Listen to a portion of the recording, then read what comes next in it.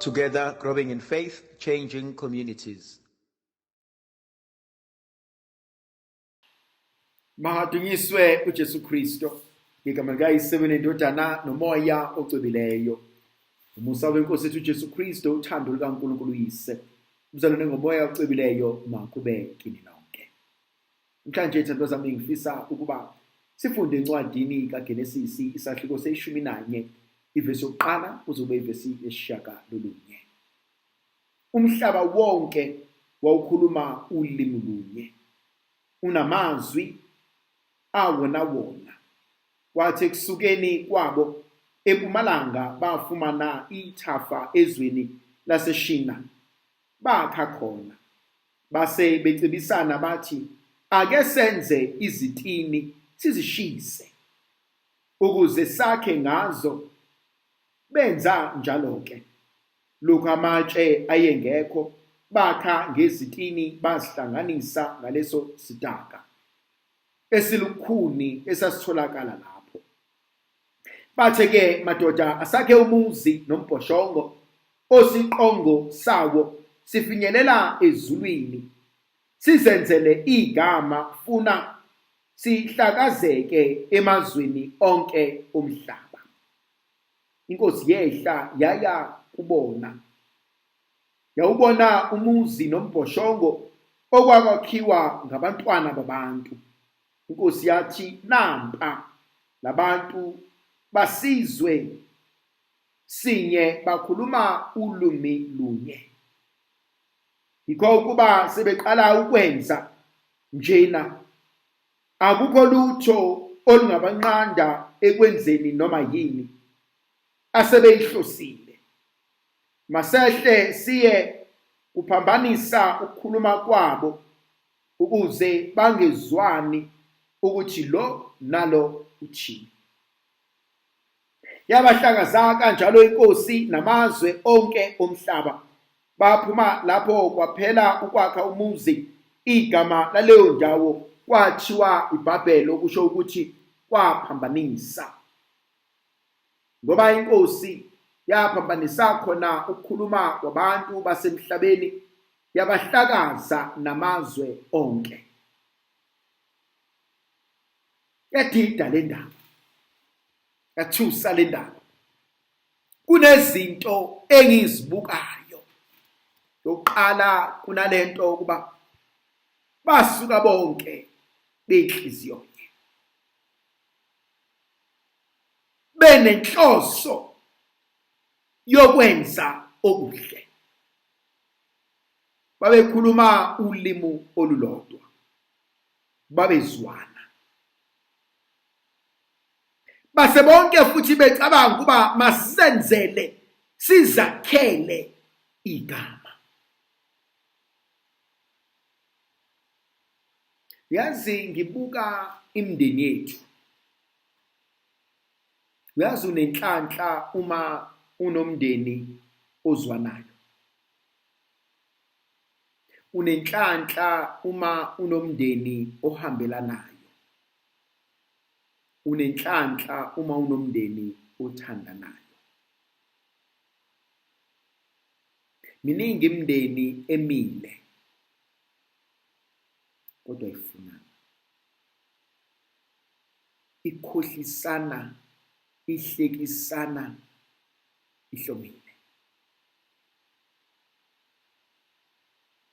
Lo akamfuni lo umkhuluma kabi lo. Ayikho into ebuhlungu njengokubona imindeni ebhinqanayo, okwaziwa kahle kamhlophe ukuthi lo mndeni uqhekekile. Yazi esikhathini esiningi imindeni ekuleso sigaba sempilo ayidalwa abantu abaningi. Uba munye noma babe babili abantu abadala leyo nto. Ukuthi usuke engelwe umoya wani angazi. Kodwa khona lo muntu emndenini ongazwani nokuthula. Khona lo muntu omndenini onolimu olubi ngendlela esabekayo, uyiphixiphixi. Okubuhlungu, lowo muntu uzitholela amachwane, abadlwane, amazinyane asebenza ngabo. Kodwa laba asebenza ngabo engibabiza ngamachwane, ngamazinyane, ngemdlwane, ababoni ukuthi bayasetshenziswa. Akuve kuyingozi ukuhlupheka. Akuve kuyingozi ungabi namali. Akuve kuyingozi ukuxakeka. Ngoba uthola ukuthi laba abanakho konke kodwa abangamaphixiphici ibona ikakhulukazi, not sonke isikhathi, abaletha uqhekeko. Banabantu abafuna babakhothamele. Asakwazi ukukhuluma ngephimbo elilodwa. Sakwazi ukuzwana njengezingane zandawonye. Sikwazi ukuthatha isinqumo usibanibane engekho. Ngoba usibanibane meyithi akayifunde leyo nto, sonke noma ngathiwa sesizoyenza ngesakwazi ukuyenza. Yazi le ndaba inginike izinto ezimbili: ukubumbana kolimo olulodwa nokuhlakazeka komndeni, ngoba lo usedonsa abhekisele nomunye adonsa abhekisele. Khona eminye imizi ongathi makushona wena njengomama, njengomzali, yabaphinde bangenelane labantwana. Yazi khona eminye imizi okuthe makushona umzali, kwayimasihlala khona siqala ukuthi hayibo, kanti asihlangene kanje. Besihlanganisa umzala asekho. Naloyo benekhanda lakhe ubekwazi ukubekezela, sikwazi ukumbekezelela ngoba besahlonipha uma. Akasekho uma, akasekho baba, akasekho ugogo, akasekho umalume. Angisenendaba nawe. Khona eminye imizi engafunani. Azakutshela emehlweni omunye athi uSibanibana ngimfuni mina. Omunye azakutshela ukuthi uSibanibana osashona athi angimfuni la ehambe khona.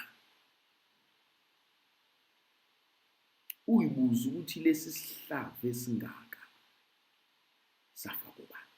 uJesu ngelinye ilanga makuza abafundi bakhe bathi, Nkosi, besifuna ukuyovuna, kodwa masibheka la kutshalwe khona ukolweni sekukhona nokhula.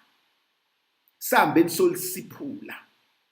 uJesu manini athi ningalisiphula ukhula ngoba hleze manithi nisiphula ukhula nisiphule nokolweni ngokuyiphutha. Yazi nasemndenini khona nokhula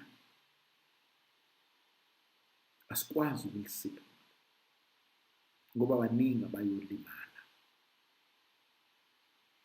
Ngiyayibona-ke le ndaba yalo ohlokoza nohlezi efuna ukulimaza umndeni. Engikhathaza kakhulu yilaba abaphenduka baba amachwanakhe, ngoba laba babona bayitshela ukuthi bayathandwa.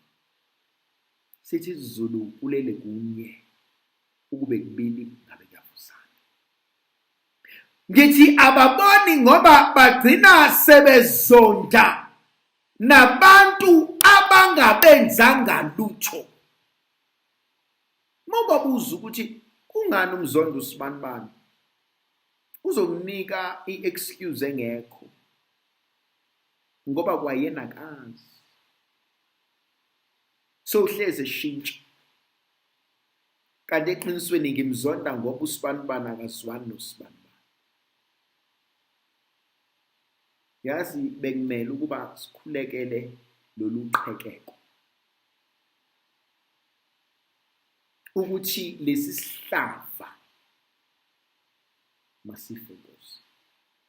Ndlovukazi Yesu la benathi sibusise sivikele isikhanyisele sinika amandla ngoyise nendodana nomoya ocwebileyo. Amen.